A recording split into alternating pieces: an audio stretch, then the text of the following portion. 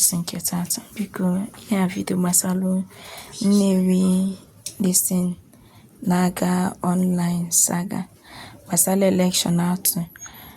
There is something needed chip in na this thing. Deputy governor ga ebe ọ na-aga, or maybe na ọ na-aga na polling unit and atụ election, I don't know. But one thing you should know is that Opushiki near that place because on election day, he can follow any other place, get chega in water, because people are scared that now every time to election, at the end of the day, one or two things may oye feel oye have to ya amamboye win or another person.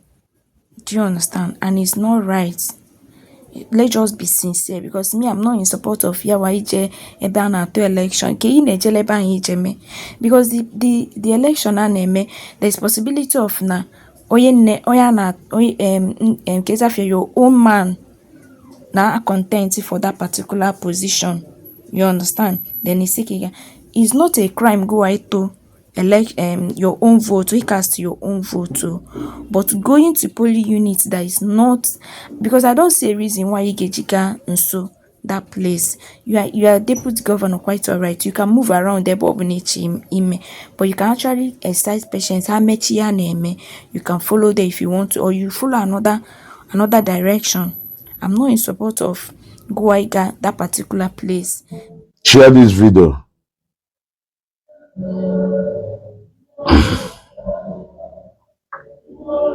Share this video. Nnewi ezigbo nwa Anambra State. Ife gbasara Anambra na amasị. Ife gbasara obodo na-adọ na Anambra na amasị. Maka na a na-ekwu okwu Nnewi, ọdụkọsọ Nnewi ka a na-ekwulu. Dịka anyị na-ekwu maka Nnewi, ka ndị na-ege ntị na-ewelukwe na-epik 1 or 2 maka obodo dị iche iche. Development should be even. Development supposedly Anambra State after how many years? We cannot continue to live like this. Share this video. Please help me. Click on like and love. But most importantly, share the video. Because when you share the video, you are bringing in another person into this broadcast. So far, with my interactions so far with Ife Basalo, Nnewi, and the slap Governor Malai and Nnewi, because believe me, Okolayo, and in his mind, believe na onwero Ife the Nnewi eme, because obviously he knows one thing or more than us that we don't know. Obviously, he knows the secret to the power of Nnewi. Or 1 or 2 of exactly background of what is happening. Nnewi, let me use example of what is currently happening in Okuzo to talk to us. By the way, Anambra South Senatorial District election has been concluded, and Apuga win Nnewi. And believe me, there is no way Apuga will win Anambra South Senatorial election without over 50% vote from Nnewi. I'm sure there is no anybody who can win Anambra South Senatorial election without getting the highest number of votes from Nnewi. So what it means is that it can be assumed when we recorded irregularities here and there. But the conclusion of everything is that pending whatever action that may be taken by any party or what it is now is that if I greet you, I greet you. What we can say now is that Apuga will go Anambra South Senatorial election. May the soul of the late distinguished Senator Patrick Ifeanyi Ubah continue to rest in peace. But I want to use Ifeneme na Okuzo right now to remind the nnewi of Amumambulu before. The other go. If not for anything, election yesterday should remind us of something. It should remind us of something. What is currently happening in Okuzo now? Because even Juwecho can call on Akuka Nnewi is gradually losing our voice. And the only people who vibrant from Nnewi, are now show every means possible to either intimidate, frustrate, or shut their mouth up. It is happening. And like play, Nnewi is disappearing. Nnewi is disappearing. We lost the biggest of them all. We lost the biggest of them all. And I still believe till today,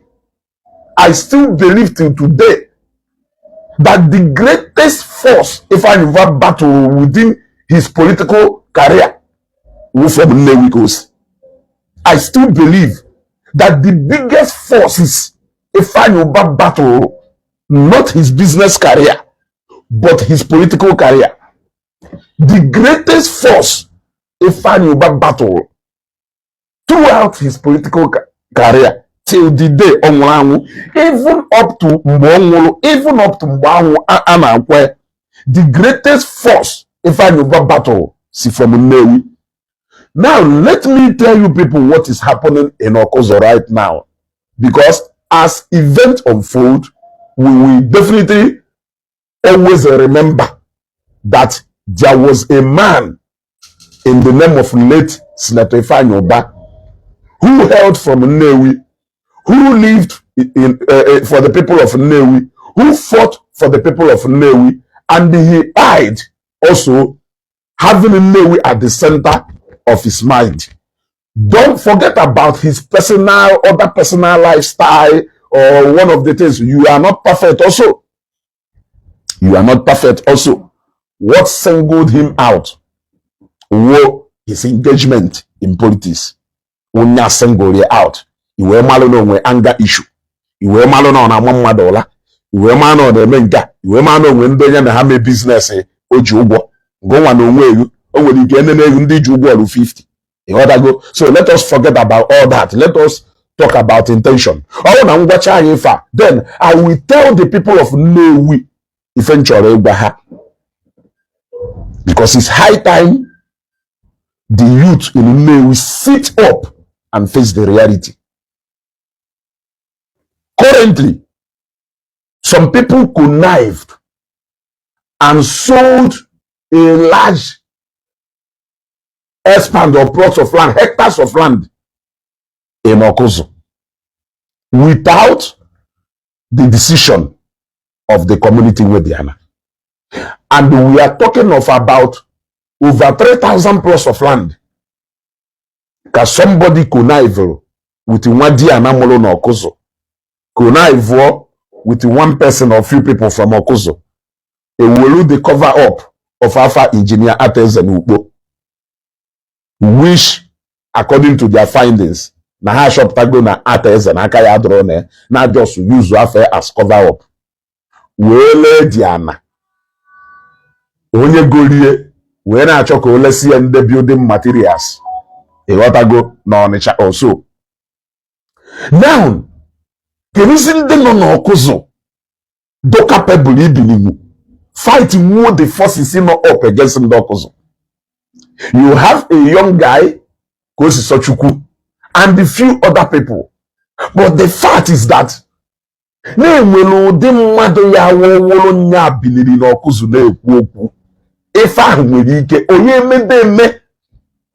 that thing because na ihudike na anyukono mmanko. Ihudike na anyu mmanko. Imagine na the late Igwe John Nebolisa, Ibilibo Gada. Imagine na the late John Nebolisa. Even Jagwa fact iwe malona. Before uno obodo nwelu nkodo namba. na eyelu mba nni and n'obodo gbuo ife ha ji wee dee ebube ịma na nke obodo ahụ agwụgwọ and na egbuo dike na ọgụ ụlọ ụbọchị ọgụ ama na ọgụ ezi ya elu achọba dike.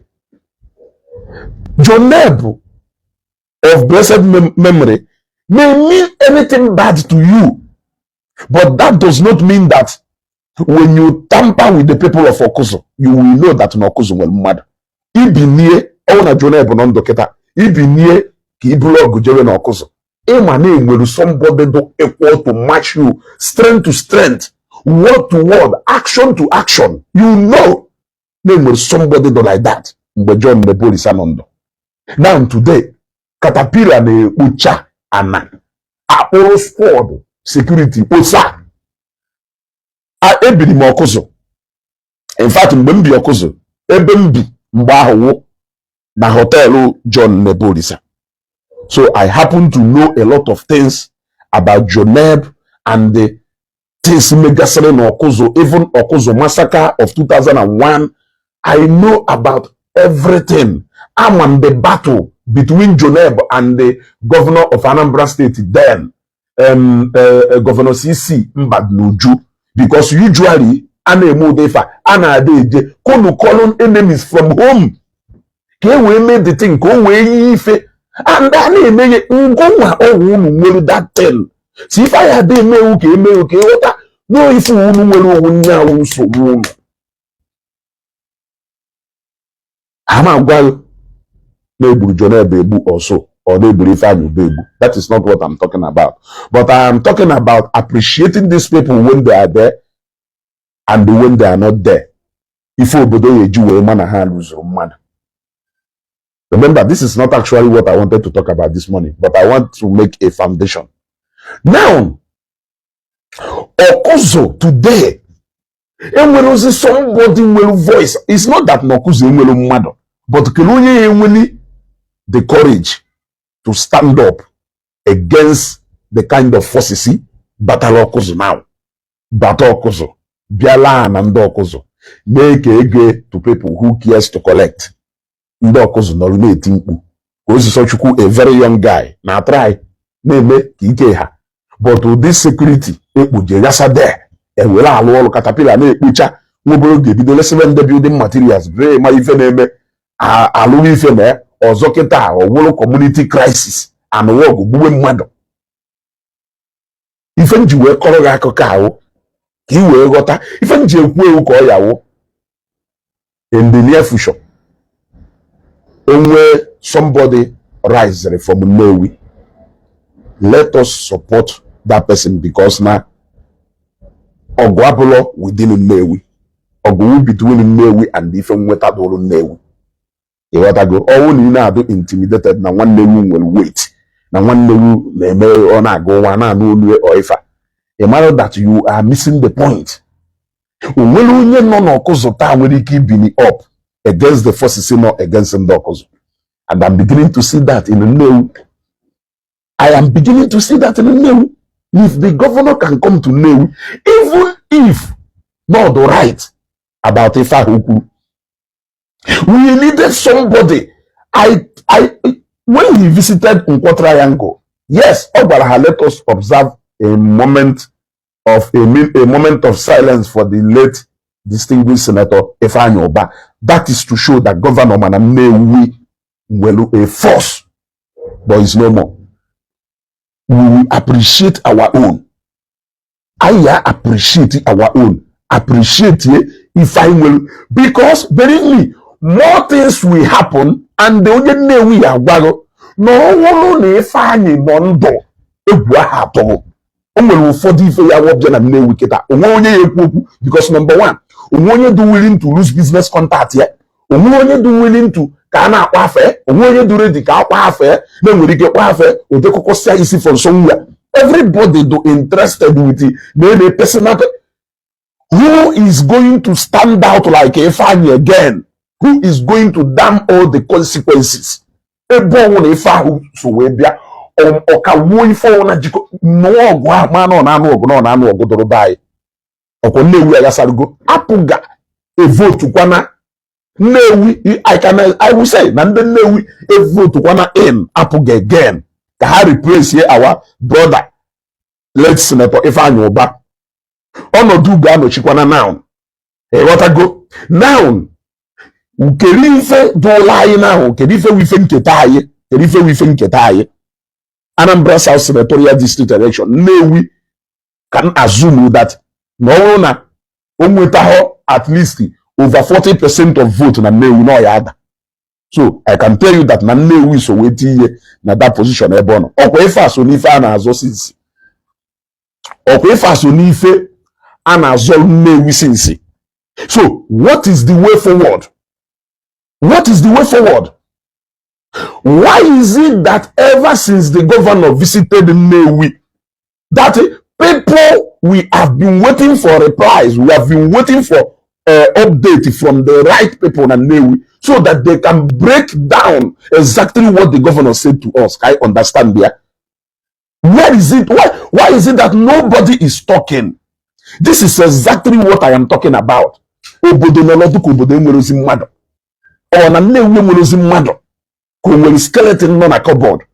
I am beginning to believe now a lot of things people will put that name a cartel. A cartel nọ na Nnewi. And no, that cartel may hinder progress and development in Abia and Nnewi.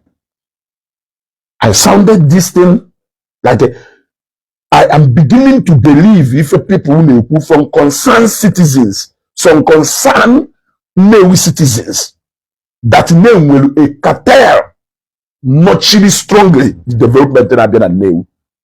If any Nnewi supposedly they weta na anapu to personal pocket, how can we prove this wrong? Can you tell me how we can prove this wrong? How can you tell me that a whole town look at Nnewi with the whole what I know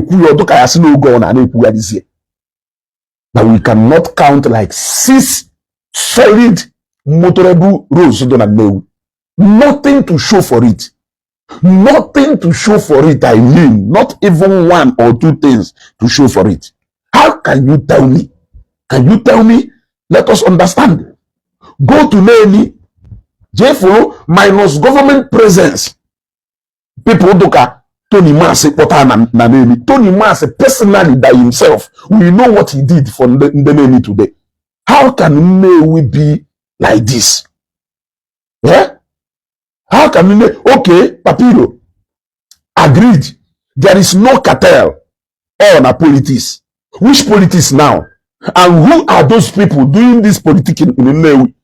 Who are those people playing politics with the entire future of Nnewi? Who are those people? I want to know those people. How can you tell me that the governor will come? Let us agree that it's not a political statement. Don't we have political stakeholders in Nnewi to take on him, to explain further to people? For God's sake, when people know Nnewi, there are people we know to be, they are stakeholders in Nnewi. Why are they not talking? Do they want the other part of Anambra State to believe that indeed, if Nnewi because na Nnewi adako any na they generate any revenue na Nnewi? Is that what they want to be flying out there? Are they justifying Ndablon Nnewi na say no go na Nnewi? Can the government in Nnewi how you do Nnewi? Are they justifying those people? Why are they silent? Why is it that people are not talking? Let me make it clear here so that people will know. Owuna Nnewi not local government and its entire administration team refuse to debunk this thing that governor has said. What it means that no local government in a real Ghana generating and Nnewi. It is very clear. It is very clear. Owuna Honorable Echezona Anazodo, who is the mayor of Nnewi North, and his team refused to come up with something that is going to show Nnewi that look at exactly what is happening. This thing is like this. This thing is like this. What it means is that local government. We cannot continue to live like this. We can continue to like this. People motor but nnewi gba from ebe to ebe ike car wash. Nnewi ndo messed up. Papiro. Ezugo, how far? Papiro do the happy Sunday. I wish you the whole Toma. Daalụ nwanne m gawa n'ihu na anyị na-ege ntị. Ife gbasara Nnewi, o nwere ife ikwuru ebe about ife gọvanọ kwuru oge ọbịa Nnewi triangle, eh? Yes. And that day, ife butere okwu a bụ the deputy chairman zukọrọ Nnewi, Honorable Jude, eh? Yes. Ọ gwa gọvanọ si gọvanọ na o nwere ife ndị Nnewi na-ahịa na ndị Nnewi atụrụ ya akwụkwọ, ma ọ nọọsọ ka a lụọla anyị, ọ kpọgasị ilu aha afa, including my ilo obi uruago, eh? Yes.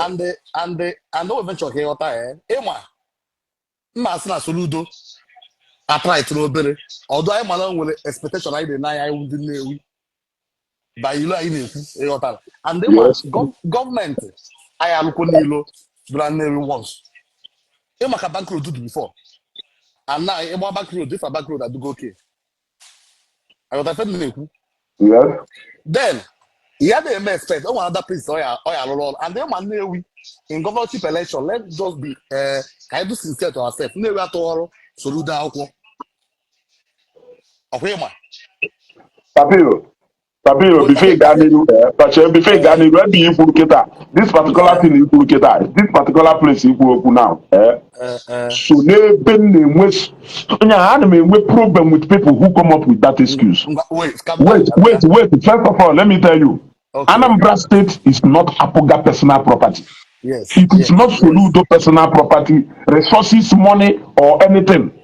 So if he, Apoga say, na the last governorship election, na because na Nnewi atụghọrọ ha ụgwọ ji afọ n'ọnya kpatara na ha alụrụ Nnewi ife then ewe njụọ wee gwa ya ọkwọ ịfụ na m welcome họrụ ya bịaba be m ịma na mụnwa wezuga welcome họrụ ya bịaba be m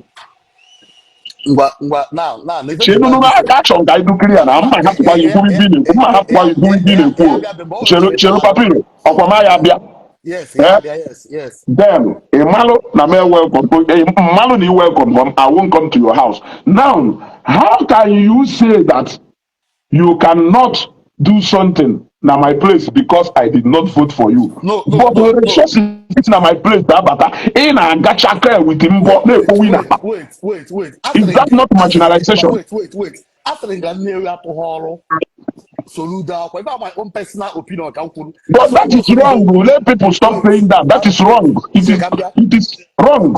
She can go eventually land. Come down eventually land. Emma, since after Mbadinuju, I don't know what governor also Roland Nnewi. After Mbadinuju, he shake care of my. So Soludo, who the only governor, but take Caterpillar and Nnewi. Na first time, and that first time I'll be active. Take Caterpillar and Nnewi, along back road to Obufo Road, and the work I wouldn't know they may expect because they are loyal 100%. Although possible, even that was simple truth. So no, ever how they call Nnewi I with na Nnewi I with na allocation I saw Nnewi I better at government no okay.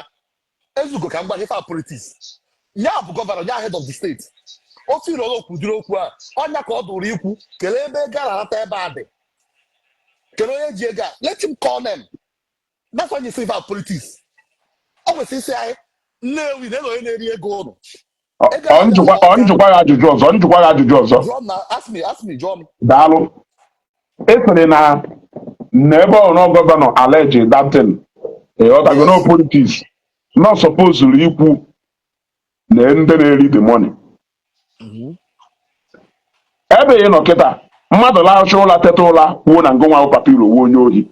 Are you going to sit down and wait until that person end their up improve n'iwu onye ohi before ịzara isi onwe ukwu na na ọwụ onye ohi? Okay. Ezugo nke a dị iche. Wefe isi na ọ dị iche. Ego si wee dị iche. No wait, ka ngwa kwesị wee dị iche. Wait, ka ngwa Yes. For example, that's we compare pure water nkịta. Yes. Pụta one day si na drivers m jee lecha mmiri pụta na a na-enye m ego ka onye a na-enyezi ego Governor Soludo get appoint ndị na-anatas na Nnewi.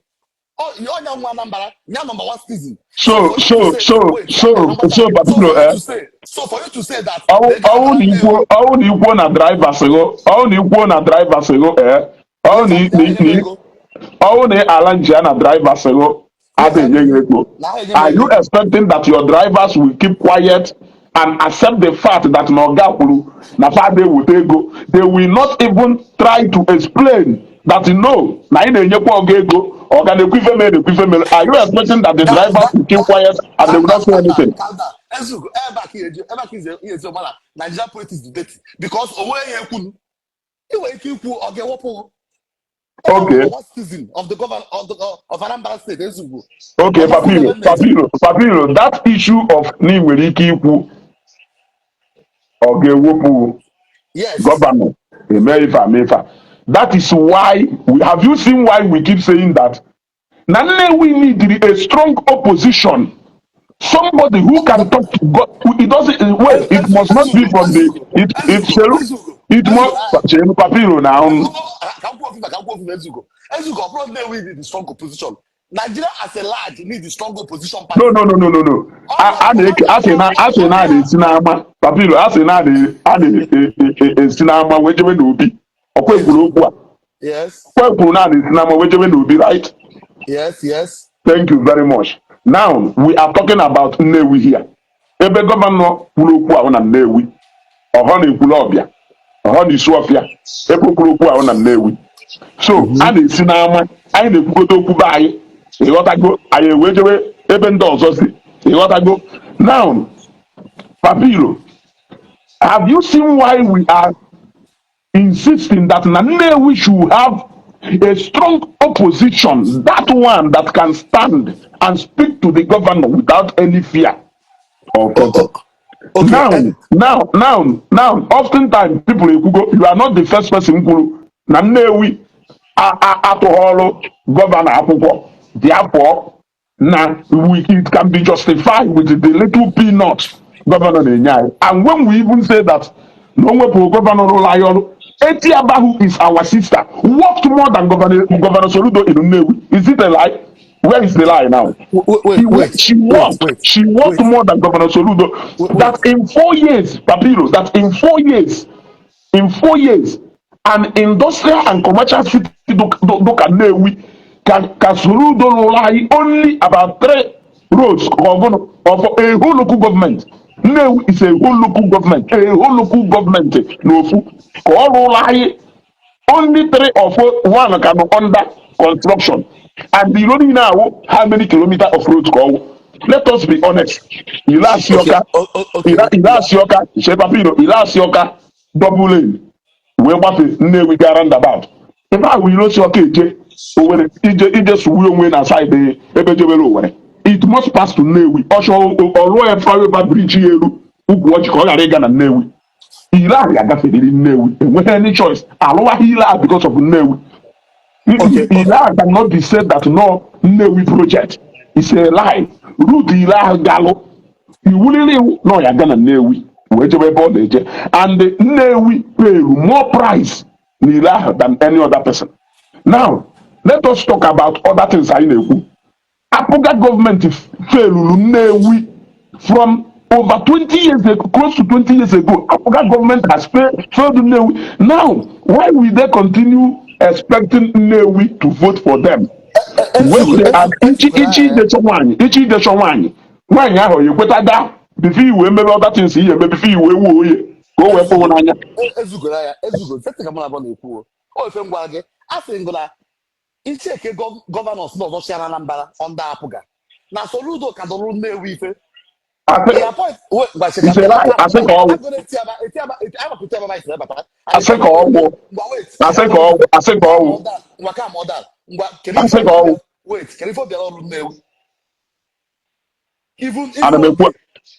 oge ife ayoba our own brother campaign there kedu ife ọrụrụ Nnewi nothing. Then kedu ife Peter Obi rụrụ Nnewi nothing. Apart from Abgolo Etiaba, I'm a Etiaba 191. I'm a Wagana. It's a Peter Obi rụrụ na Nnewi o jee mana Nnewi show. Peter Obi chọrọ ịlụgbo Nnewi chi alụgbo ya na Nnewi chi ọrụ Nnewi jee cheke history jụrụ Nnewi chi ọ bụla from Nnewi. Okay. calm down ezugo calm Gawa down n'ihu. ọrụ Nnewi because of ịma ife jụrụ Nnewi o nwere reason jụrụ Nnewi ya and not because of mmadụ ịdụ selfless ka e jụrụ Nnewi. Now amakwa ife na-akọ ebe a kịta ịbịa na those governors si na under apụga nwoke isi na Soludo to perfect or everything but o ife na-abịa ebe a kịta sị na onye akatụ mma amakwa na Soludo katụ ndị ọzọ chịrị mma achị. Mba nda Peter Obi a ka welu Nnewi ife Nnewi chi na Nnewi ka ọ and Peter Obi lụkwara ilo na Nnewi. Ezugo hapụgo Nnewi si alụ street road na Nnewi ife a na-agwa mejọ maka back road before that back road ọ lụrụ like that and ihe ime expect ka ọ bịa lụchapụ Nnewi pịa ife Nnewi dịrị ime kịta ahụ na ife Nnewi dị ime iproduce executive governor that's all anọghị ka ọ nkata o ji ewute onye ọbụla. Ezugo ebe ị nọ kịta enwe ife mere kịta as maybe secretary parachita o gọvanọ of Anambra State onwe ife mere kịta hapụ ịrụ Nnewi abụghị ife na-ekwu so ife ị na-ekwu Soludo Ezugo Sheke ife a Soludo soro one of the best governor rugodu Nnewi ife ọnda apụga Tapi na-ekwusịrị ife ị na-ekwu ife ị na-ekwu ọ na-ewe m iwe mana ihe ama ife ị na-ekwu n'anya Papilo ife ị na-ekwu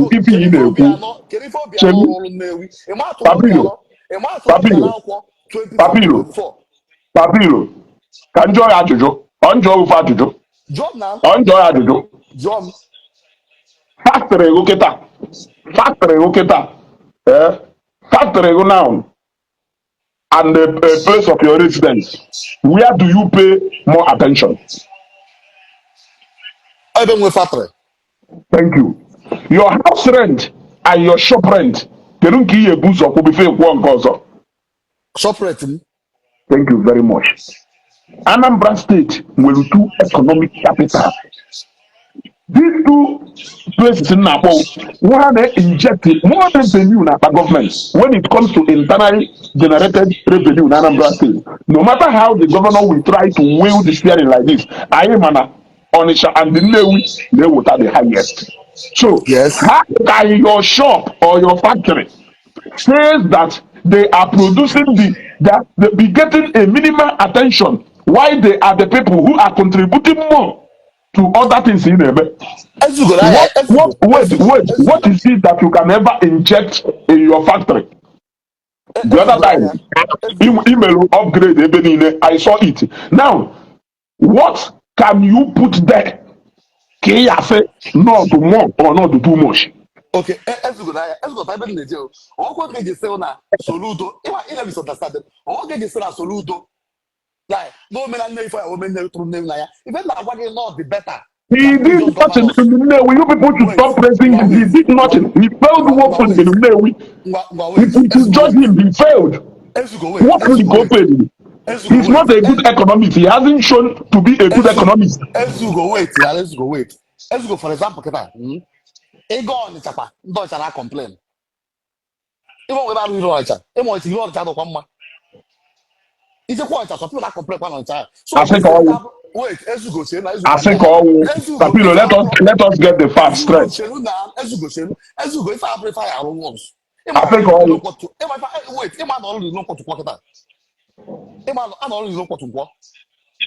Away my lawyer back at that. If I amplify our ones, if I amplify that on wire. If I have that Nnewi, Rokas will be yes, I'm a Nnewi, they will generate income to state government. But this are also time no once. I understand that this thing. Even our brother, listen to Yoruba, you don't look back for federal government. Of how good was it? That's not the police notice. I roll them down.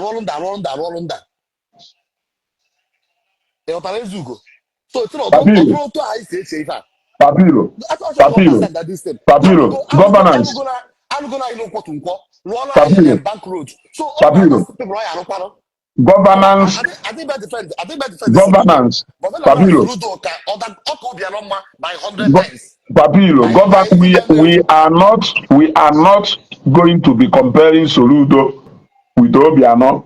Soludo with Onya. Have you seen Okenna Nduru Esere? Peter Obi also built Nkwo, which you know. Peter Obi in Nkwo who maybe before Onya will be a lawyer.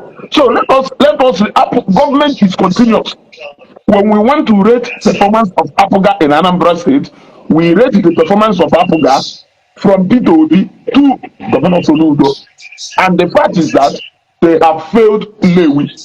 And the Keribe would be maintained in here. People which were not suggested. Nnewi Kataya. If how can Apuga government man and hand with solid foundation of their party in Nnewi be taking Nnewi for a ride, knowing that Nnewi timbers and calibers na Nnewi. Now, people na so Nnewi na-enwelu ndị dụkọ ha na-ehinda development a more like na-eme agbata eke and na nke ahụ ndị a na-eketa na gọọmenti na-azum nọ ife ahụ ife Nnewi ketara ife ọ na ha chọskwara iji eme ha were wee mee. My brother, let us not, even at teaching hospital, and well, a lot of people really as individuals more than Nnewi na-enweta. Ịbịa n'ime afịa, and well, a lot of people really more than Nnewi na-enweta. So let us assume that actually the governor will fall na-ekwu. Now what I am saying is, why is it that the necessary people are not speaking up? And that is why nji wee bido by ịkọ ife melu na ọkụfu. Ka e wee mara na at a time like this, Nnewi ya abịa ọdụ ka ya asị na mmadụ na mana mmadụ anọchaghị because na anyị ma na o nwere mgbe ya wọwụrụ nya ka gọvanọ kwupụrụ ebe a convoy ya anọ na katidral ana ọhawana n'Authority FM ọhawana n'Authority FM ozugbo nya Nnewi ya go stand still because na ya ada ha n'Authority FM. Now Papiro, what I am saying is onweghị ife gọvanọ chi n'ọlụla anyị kịta kedu ihe ọlụ dị ya etu anyị nọ kịta ịchọ akpọlụ ngụ list of ilo gọvanọ Soludo lụrụ na Ọnịsha. In fact Ọnịsha wụ more like a frequent place ebe ọ na-eje. He visit Ọnịsha more than any other ebe ọ you can ever imagine na Anambra State. Ọ na-eje ojeho deputy governor ya eje o pay attention to Ọnịsha. Ọnịsha do big. Of course, all gafere n'ihu be ị nwere ike ịsị na ọlụ ha. But when you look at the general assessment ọlụ ọlụ Ọnịsha, I can tell you that he worked very well in Ọnịsha. And ọ na-arụ very well in Ọnịsha because people will development. I can tell you that ụfọdụ ndị nọ n'Ọnịsha, their own o nwere ibe na-aza mgbe anyị bịa n'ogbere ile asọpụzụ ịlụ na Nnewi emuvuo ya wejee n'ihi ala. Whatever thing melu, it is alleged no nwere ilo I suppose elu na Nnewi ewori ewoji that ihe ala or somewhere else. I heard this some time back among how reliable that one. Now the question is onye melu ile aji wee je ihe ala ebe ahụ asịrị ile ahụ je does it mean ile ahụ na Nnewi na ọ ya like ngwa for example kita ife ikwu kita na nwere ilo ekwesịrị ike ịlụ na Nnewi bụ ebuji ihe ala then kere ife onye na-represent Nnewi North na-eme na State House. We have continued. We have called out. Yes. Kere ife onye na-represent onye atụ na akwụkwọ ọda YPP na-eme na State House ebuli na-represent na Nnewi. But we have called him out, of course. We have called him out, of course. We know that the ticket dodge has failed us. Who is?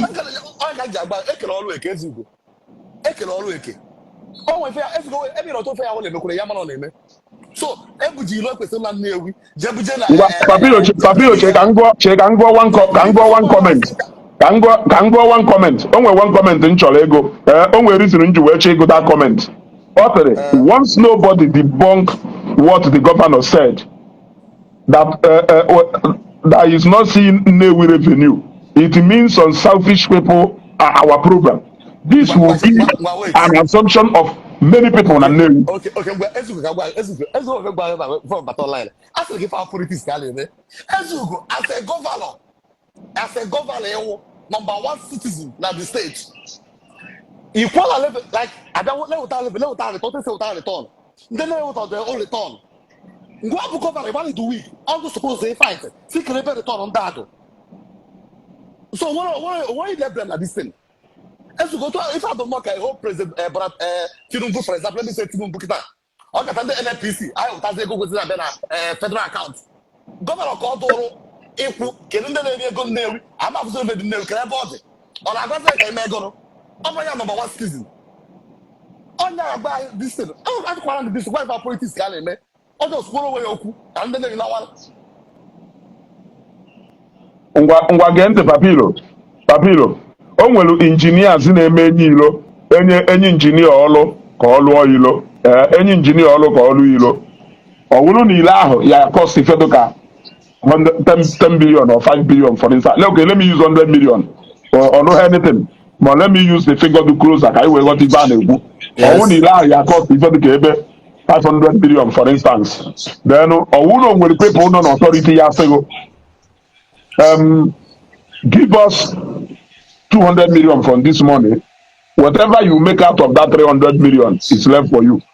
You got to go. Authority go 200. Hapusleri engineer 300. Go je kanya ni beje batorowa. So, all on a government or that authority no issue a statement. Issue a statement that now what the gila aloha yalo. You as an engineer, if lebe oh yeah, okay, it's tied that you cannot say anything because name mana no nwere ike ikwu okwu a lot of things is only so apostala because no to keep out the mail agbata eke ịghọtara ebe m na-eje.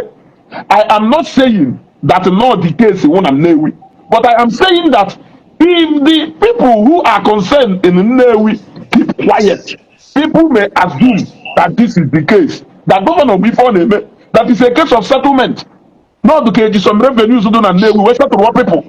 Therefore, Governor Okuye as a political statement, it was the get deeper. You will know what he's saying. So it is left for people to come out and put a clarification. No, look at what is happening. Look at why we are not generating so much now. Look at the problem we are having. Then when people here and there, national state government, we are trying to fish out those people. When you put a clarification, people will understand that okay, but when you keep quiet, what do you mean when you keep quiet? Yeah, you want us now to go and sleep believing that na ego ni na na-akwụ na Nnewi no na ikuku na-ebu ya apụ na onwe ife nya na okay na gọvanọ sị na na-eje wota be ndị ọzọ wee bịa na-edozi Nnewi ebe njụọ ọnụ uke ka ọ na-eje wota were edozi Nnewi ka ọ na-ekwusigo ka ọ na idani kele ebe ọ na-eje wotanwu revenue aha minus Ọnịcha kele ebe ọzọ nwere ike iwotanwu revenue which local government again nwere ike ikwuri the little anyị na-akwụdo ọ ya eje wota from paper wee bịa dozie ebe anyị. The truth is that Nnewi nwere gap anyị nwere na Nnewi, and that gap anyị nwere somebody bịara ife ire up but Nnewi did not appreciate him. I have to be honest with you. Nnewi do good na nonchalant attitude. Onye ọ na-ese so it's either they want to protect their business, it's either they want to protect whatever. Now we have somebody who stamped all that consequences. Say, let me come out. It was a sacrifice, I can tell you, that many people cannot make. You may not even make it. Because when you see that you are going to lose a lot, let me tell you something. Just few minutes. Let me tell you something, Papiro. Let me tell you something. Yeah? Even Jueji or Koso, this is not about Ifeanyi Uba now. Ifeanyi Uba is no more. He can't come out from an imita. They contest any election again. Any day and any day, he cannot come out again. But I am saying this so that Nnewi will buckle up and get Nnewi should have a frontline force and not try to suppress anyone that tries to come out again. Because I understand the fact that a lot of people, their hands are tied. They may not say anything, but when you see those people who are ready to go extra mile, leave them, support them on the ground, even if you cannot come out openly. Support them on the ground. Do not allow externals to use you as a tool against such persons. There are so many reasons. If I somebody who we know that during the time on his business world, he In fact, he achieved and lived a more peaceful life than Mbobana government. What did he even gain? What, all the while he's in government. Mbobana business, he was flying in private jets, cruising in cruise ship, driving Rolls Royce up and down. Since when you went back government, Mbobana give Rolls Royce any low. On a not seen a bulletproof car. Listen, he can no longer enjoy Ferrari Abdobal everywhere as a compound. He cannot. The life became more scary because of the task not ahead. Now, who can be able to carry that task again and nail it today? Nobody. Man, no one as such person, Nondo. Governor cannot come to Nnewi and make such utterances and go without everywhere either a boy later. That is what Nnewi are supposed to hear when any mobile fire can because now contribute to our quota. You may contain on any more fruit than 100 foot but take a walk. Oh boy, say to an Amebanya Miri, Ije building materials, timber market and Nnewi. Upon ego and a circulate in mafia. On a time I allo, upon Nnewi fly now. On a time I allo ye, raw one, raw mafia don and Nnewi or Doma. On a time I allo ya to Boma. On a time I allo access road nine gallo around market in don and Nnewi. On a time Yelubo. On a government that day with billions of naira from such market now. Had decided to go to Kahabia Lola, the central business district. Say happy you don't go to go. You don't go to go out patch kaka. If I came elu side ya had one man and go puele. Don't see ye. Elu be la alcotro. Side in Ghana studio. Don't see ye. Elu book ojo in Rorifte. Don't see bridge ya de bar. Logaria maintain why check do around the business district. Don't see la ye bar. That place wunya you know gari ube mo odumma. Oh nya gari ube. Omaka. Mana hame kugodo okunga. Even the woku see to see like see business district ya onyo na batalo ngo wase be pucha for na another onwere ebe ya we puta e mara na you are welcome to Nnewi see to see like Nnewi ka Nnewi nwe nya ka Nnewi masha up with afa ha na no or individual capacity me na Nnewi dey to all that I can tell you there's no government presence so why would they continue to say vote for Apuga why they are not doing anything they have won again a city Fanyoba Adugo taken by Apuga. We want to see Apuga keep the ground running. Let them not go and sleep. Let them not go and sleep. So, what I am saying in the essence is that let the people who are concerned with collecting revenue and Nnewi on behalf of government and funding Nnewi come out and put a clarification.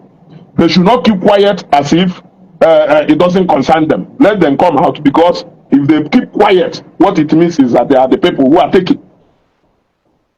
Or there are cartels that are taking.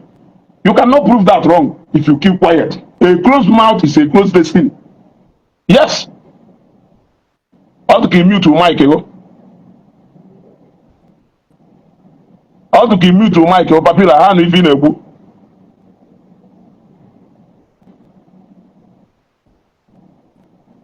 Unmute, Papilo, unmute your mic, or a poor Batapasi again. Unmute your mic,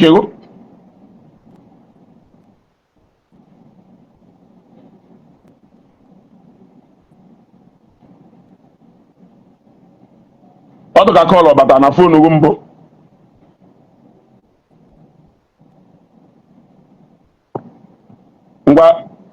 Send the Quasi request again.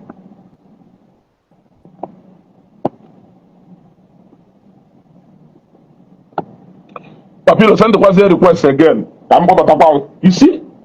So the truth is that we cannot continue to live like this. Nnewi needs to raise a formidable team.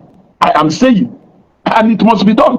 A team that can be irresistible by any force whatsoever. We are not accusing anybody, but we are saying, let the right thing be done.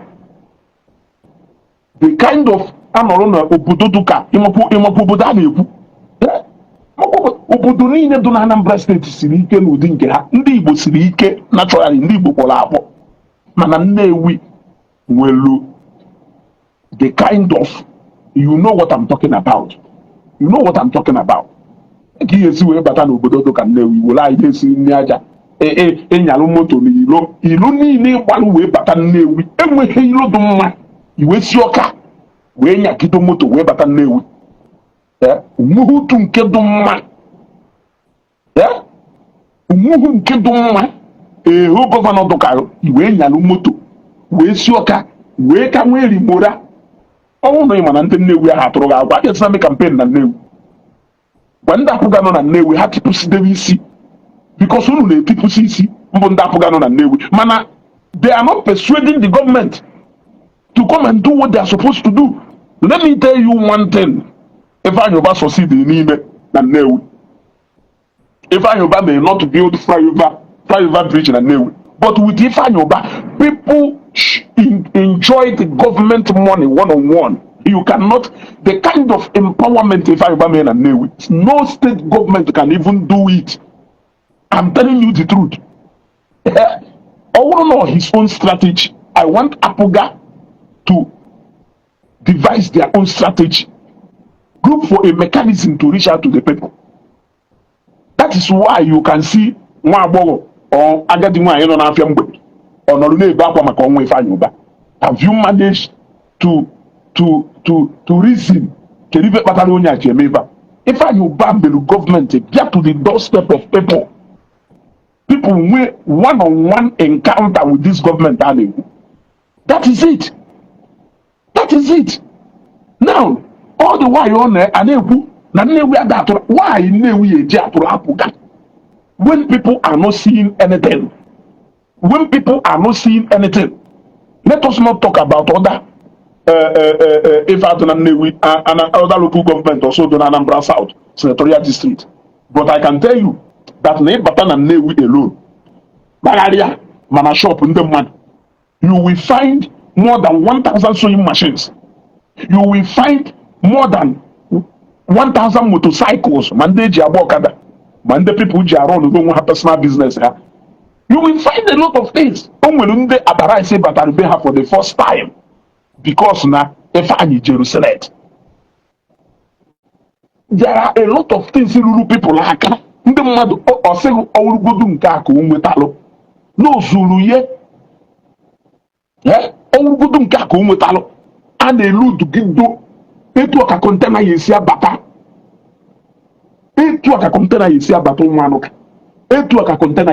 ụmụanụka warehouse eludu ife ụka na a na-eke ife adaghị ekebe a na-eke na stadium a na-eke na another local government adaghị eke na another local government a na-eke na another local government iri hoyeri isoro ya zoro.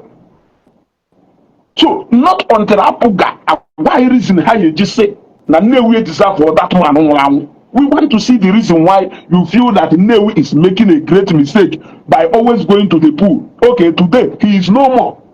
It has shown you people that obviously he is more like the force than Nnewi. Now that he is no more, can you people now prove to us that now in the absence of Ifeanyi Uba then, look at what Nnewi could have benefited.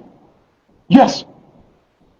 Agbasinamu na Soludo Lulilo. Ifeanyi Lulilo Nihube. Ose wonye Lulilo. Individuals are looking on Nnewi. Oji lasa oye. Lulilo deferi Ihube ha lukide ebe a n'Ozubia. Emakonde Lulilo Nihilo. Ije bende po keke. Side bego n'ejije ha ji ntaloku. Si n'ihu egbo mmanụ nke balute ha. Nwagide pụọ n'ile Dibros. So don't tell me no, they are not how many kilometers of road and Nnewi we should start jumping up. We should start jumping up now. That na here what I supposed to do. It's a lie. It's a lie. It's a lie. Let them show us now that in the absence of this man, look at what we can do. I am saying this because now that controversial city, Azolo Zoya Odukisi Madoya Bane. Onye nsọtara ya nọzie ọ hapụgolo unu aka ahụ o ji nwude nwa ọkụkọ ya awụ ya ohi ọ hapụge unu wee wolugo ihe onye balụ na seat ọnọdụ ugo.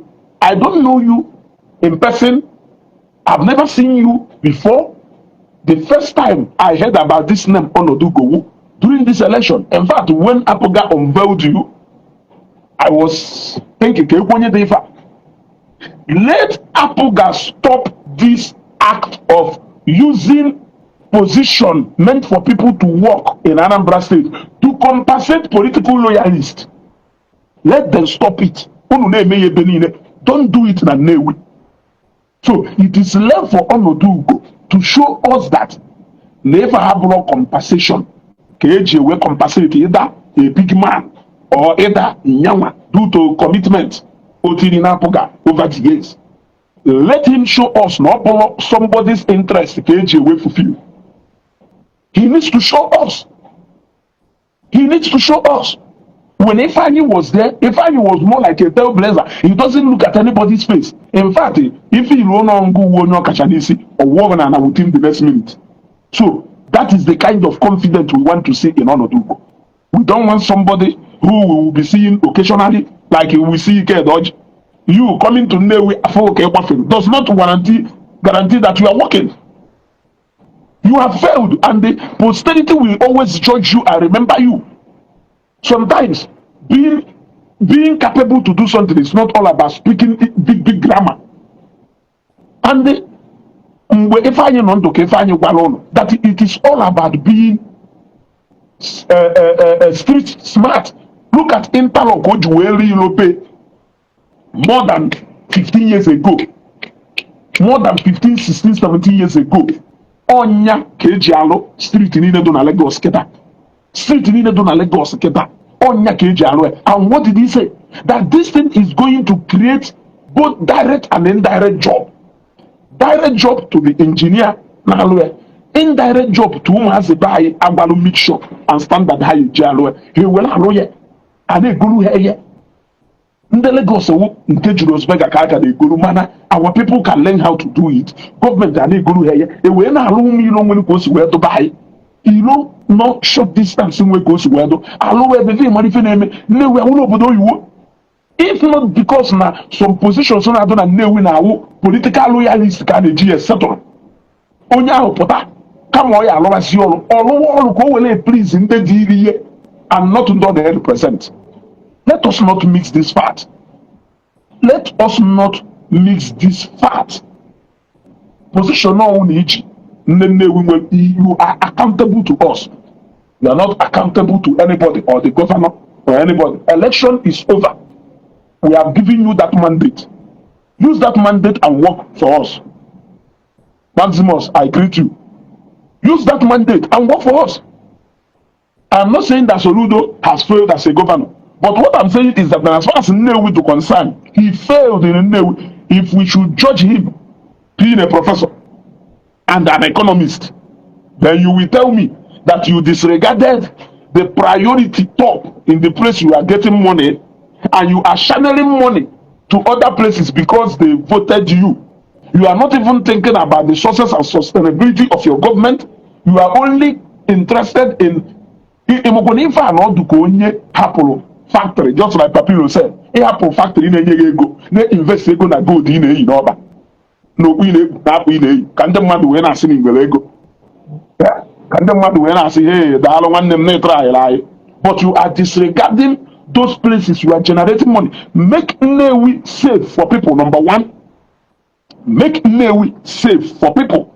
You will never prioritize security in nnewi.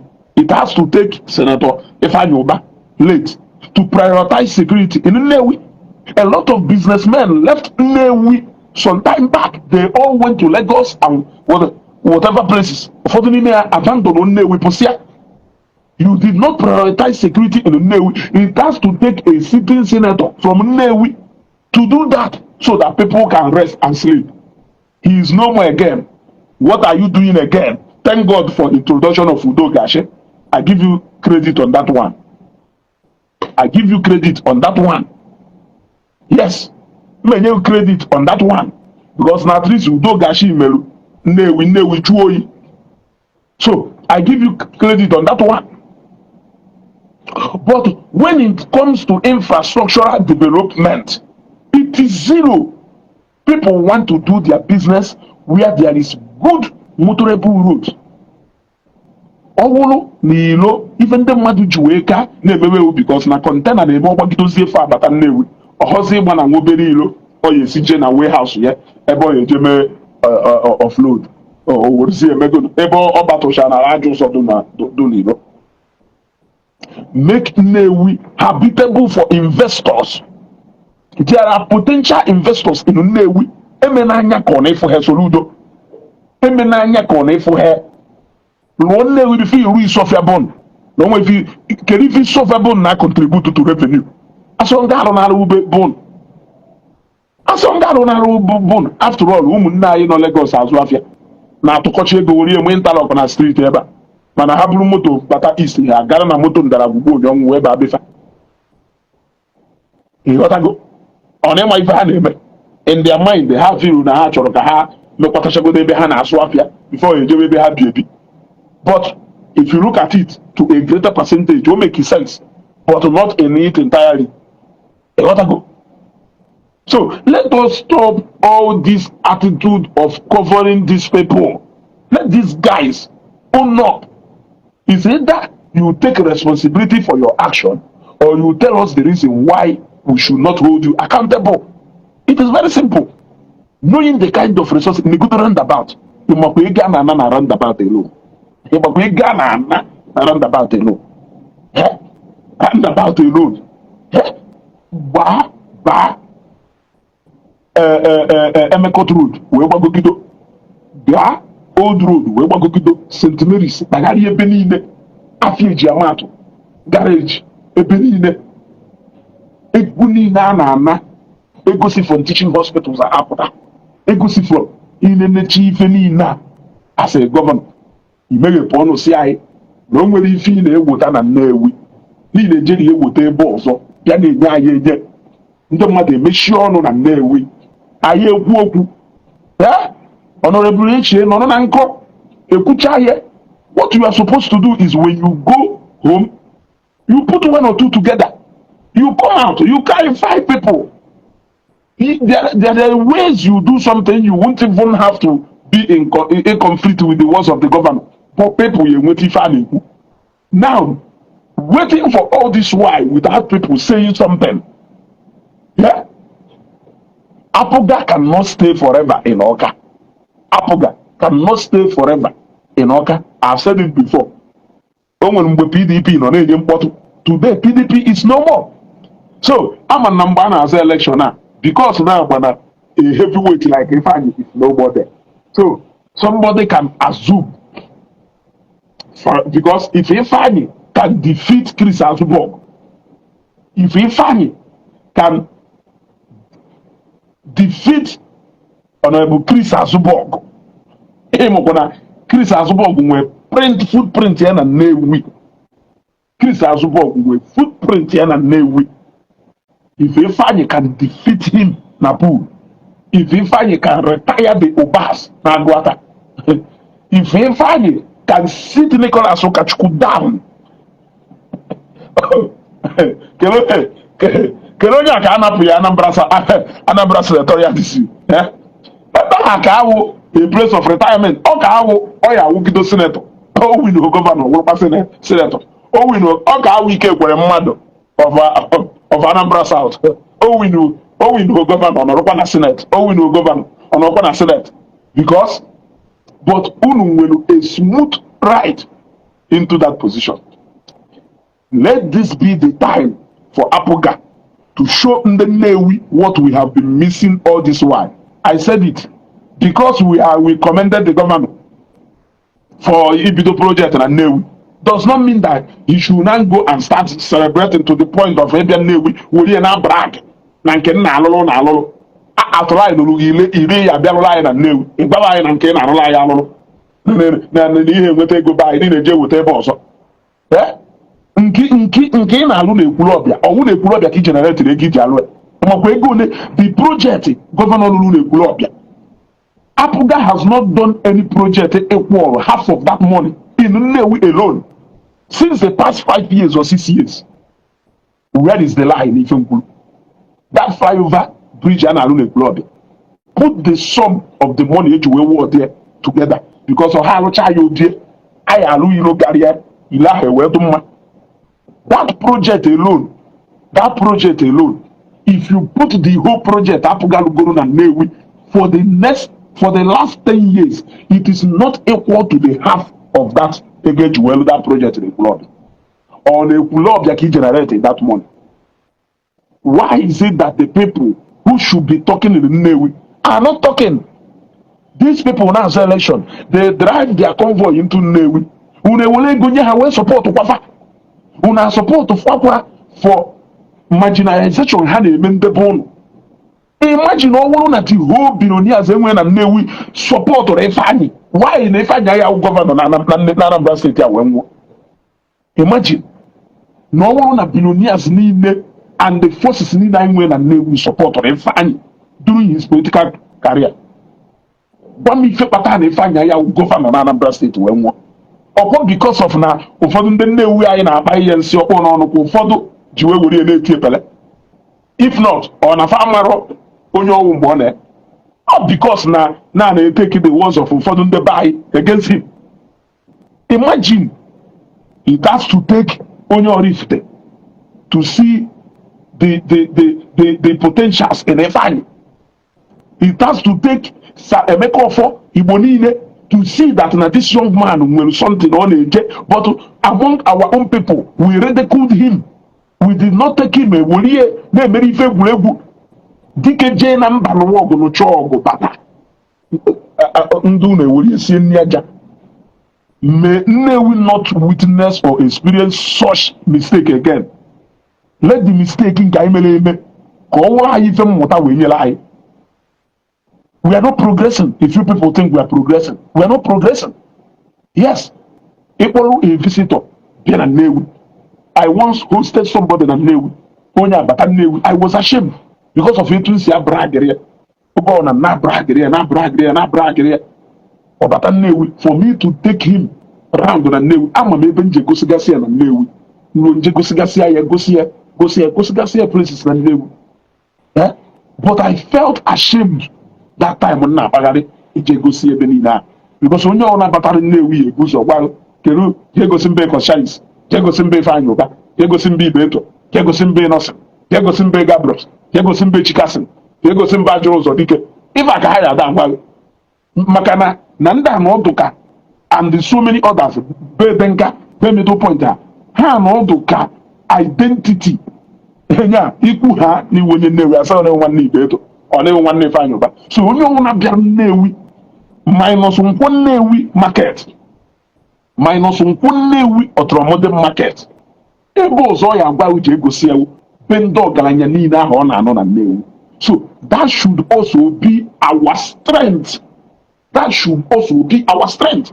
Onye ọbụla those men throw their weight behind. It must not even be for your own interest. It may be for the interest of Nnewi. It may be for the interest of Nnewi. Ka edozie Nnewi maka na Nnewi dị mma to a lot of obodo nọ na Nnewi.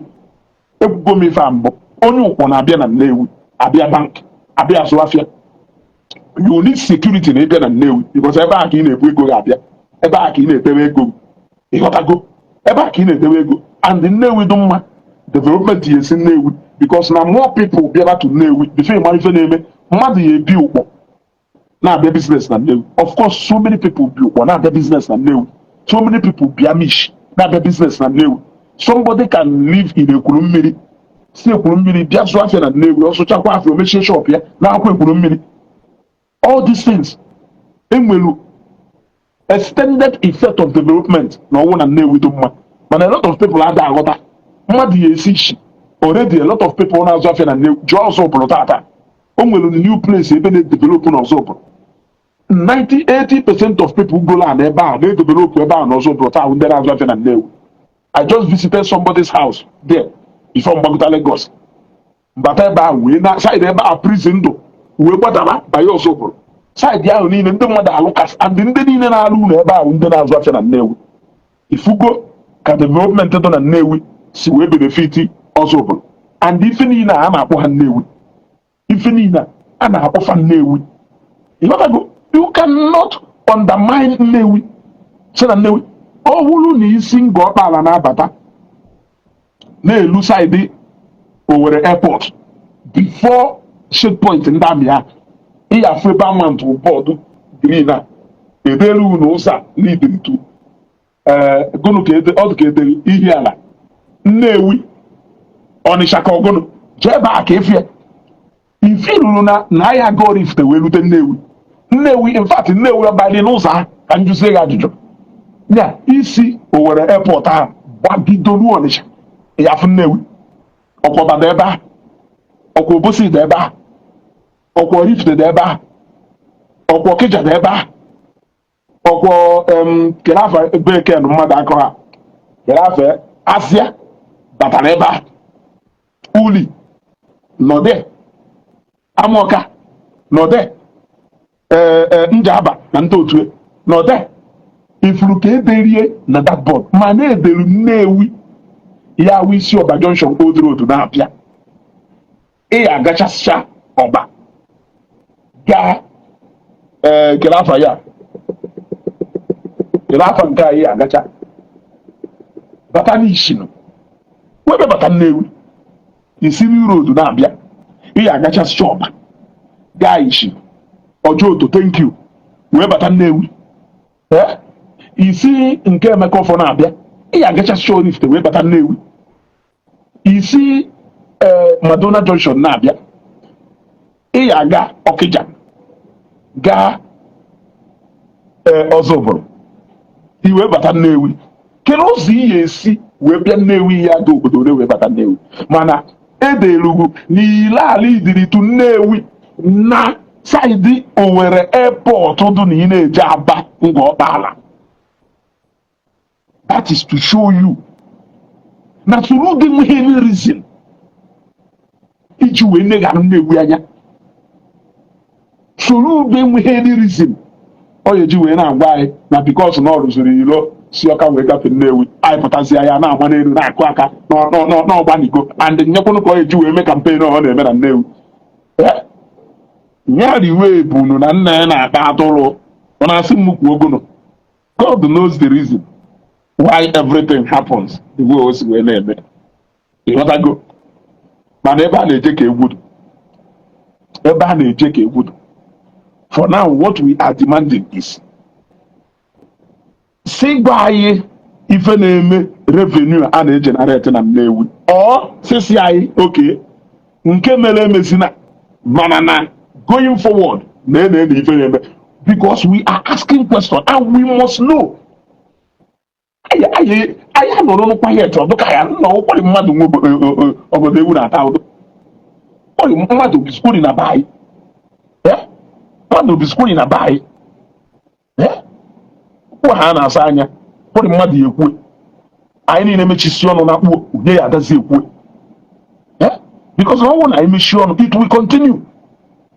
Nnewi not local government ka ọ dụ ka gụnụ ọrịa ọfụ a ka ọ bịa dọbazie dị ka gụnụ mee ka Nnewi do very dirty place very dirty place.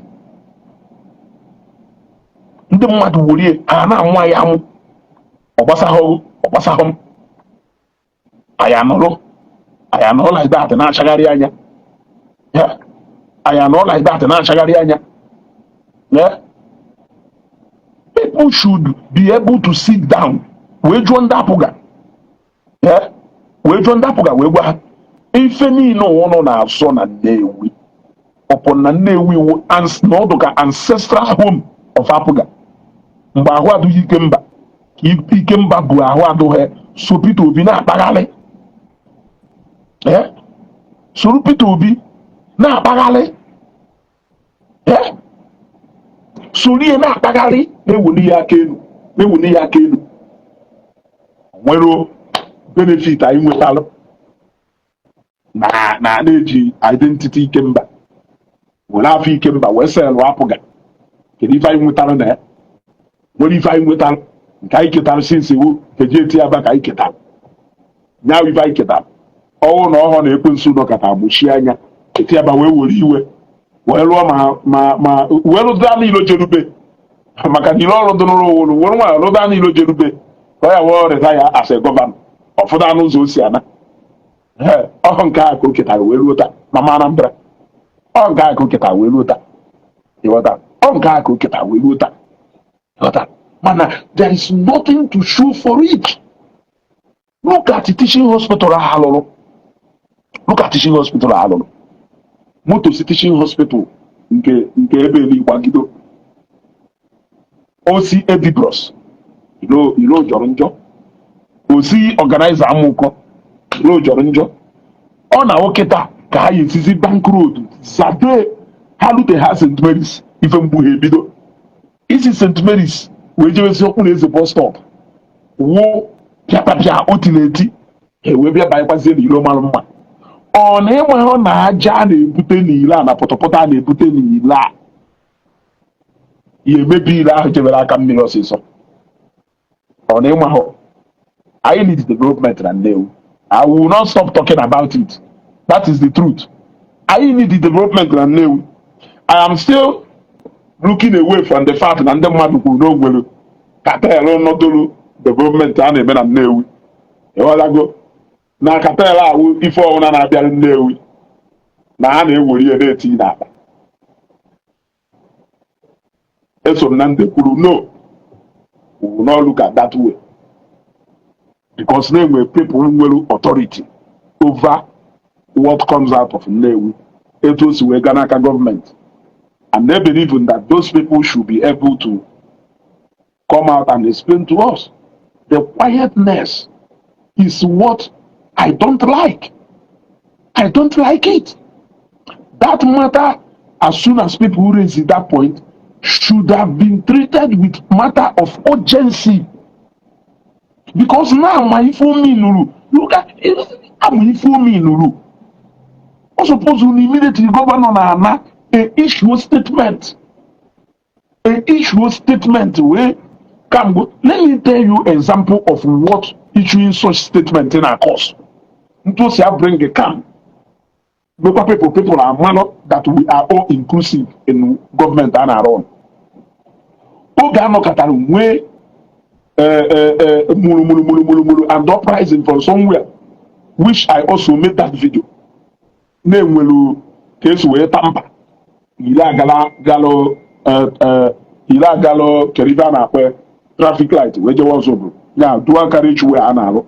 The way now due to the influence of some big men on that road, that the name will start a will adjustment. Nila ke we suit to those big men who will property Nila. Kerive the local government authority men, they constituted a committee that is going to study that complaint in the Madu water. Upon the completion of the study of that committee came out and issued a statement that look what is there. Now actually, if you go to Emeho, look at it. They explained, and after that explanation, I believe that matter was put to rest. Now, what will happen if you keep quiet at that particular? People will sell. That thing will go. No matter, and especially when there is something on the ground, the people know how to act. If you don't come out at that point to come and explain to people, before you know it, you will have a lot of problem. Handle. You may say it doesn't concern you. It doesn't concern you. But what I'm telling you is that when we don't Charlo Senate na Nnewi not from Nnewi political career have we wrote that. When they Charlo local government, the political career have we wrote that. When they federal house of rep, I am Ozebehano we wrote that. Political career ha ended when don't worry or Chishobe Kahachalo. If so not Chishoba hatchery hunt to be that they can't even go for a higher office. So if you say it doesn't concern you, if you say you don't care about what people say or whatever thing, no basaho, the mother show how to be value, no one goes to where basaho in this particular sensitive matter, then I won't know what to say. I won't know what to say. But whatever thing we do, let us remember that posterity, accountability matters.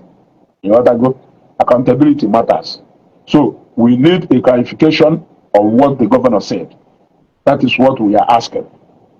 And we need to structure Nnewi in such a way that we will have a say, that Nnewi will be given their place in Anambra State.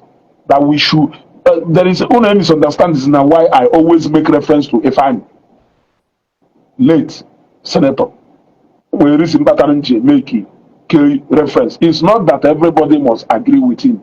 There must be opposition because everybody put out a matter that opposition. But when we do that, let us do that constructively to the betterment of nnewi. Let us know that the end product of the result of even should be for nnewi to win and not for nnewi to lose. And all if people know be when for nnewi to lose, it is a no henceforth. It is a no. It is a no. We now live in a larger society where people look at, from here, I was able to hear what is happening in Okuzu. That is the kind of society I be there today.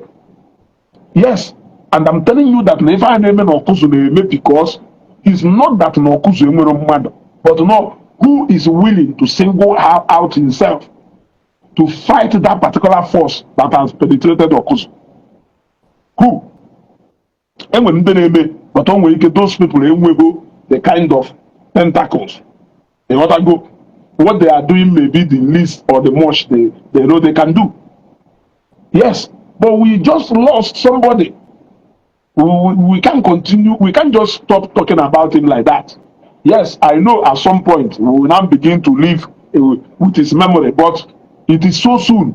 1 year is not enough to get rid of that memory.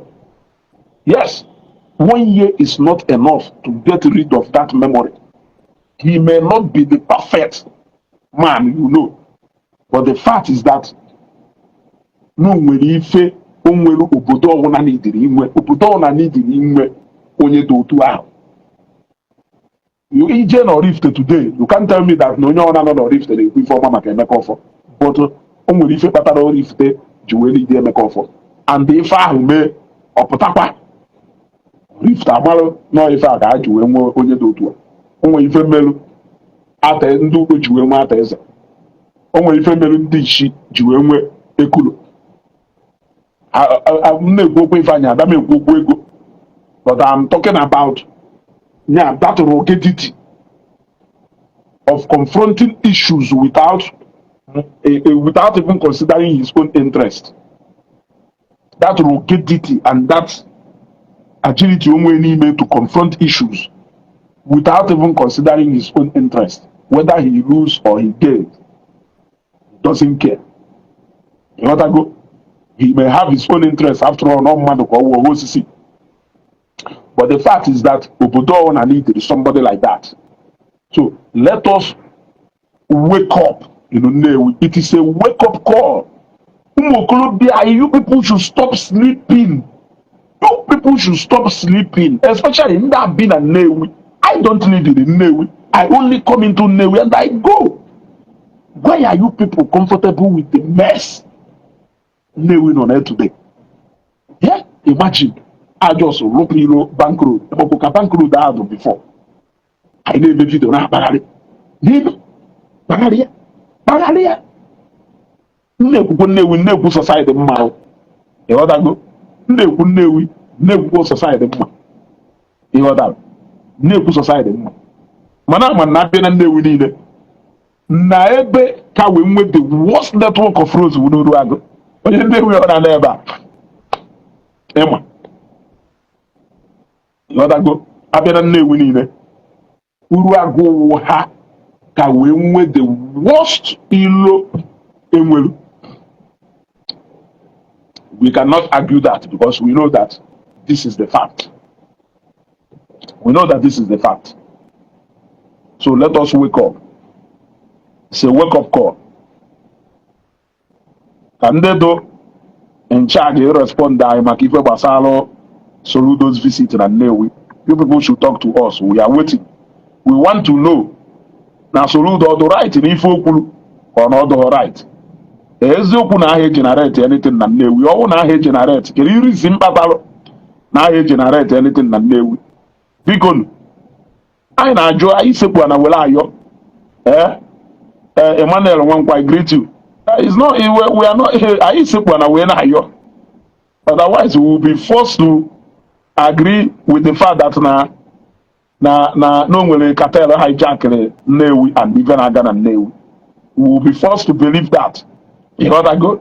And I believe with that because when people are not privy to information, they jump on the next available one.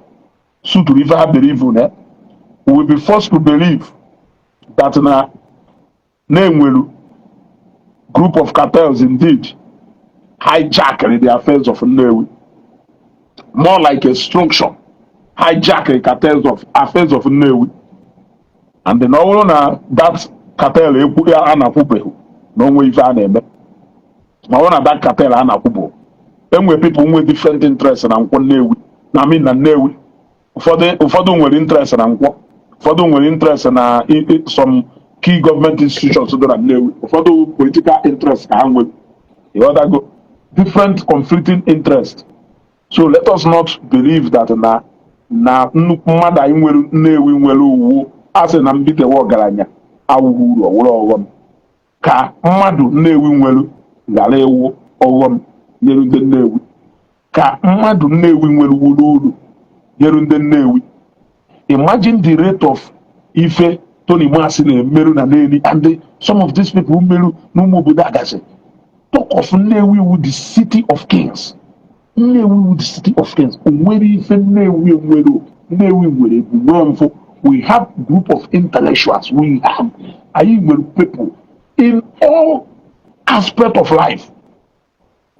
Why should we remain like this? It's a question. Let us all come together for the collective interest and development of Nnewi. I have a motive also. And I pursue another thing. Nnewi chalky we na defense. No, I'm talking about collective interest of ndị Nnewi. Ebe a ka mma hapụ ka ụbọchị taa mara anyị mma.